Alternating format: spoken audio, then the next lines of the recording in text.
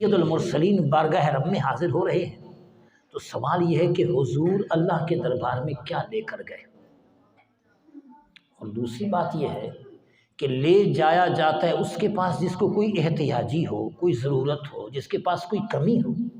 اللہ کے پاس تو کسی چیز کی کمی نہیں ہے، تو حضور جب اللہ سے ملنے گئے کیا ساتھ لے کر گئے؟ رب نے پہلے سے واضح کر دیا، سبحان الذی اسریٰ بعبدہ، پاک ہے وہ ذات جس نے اپنے بندے کو سیر کرائی۔ تو گویا کہ حضور وہاں پر اللہ کے دربار میں اپنی بندگی لے کے جا رہے تھے، اور بندگی کا معنی کہ عاجزی، انکساری۔ اس لیے جب حضور بارگاہ رب میں شب معراج حاضر ہو رہے ہیں تو حضور کی زبان پہ کلمات یہ ہیں، التحیات للہ والصلوات والطیبات، پروردگار عالم میری ساری عبادتیں اور ساری عاجزی تیرے لیے ہے۔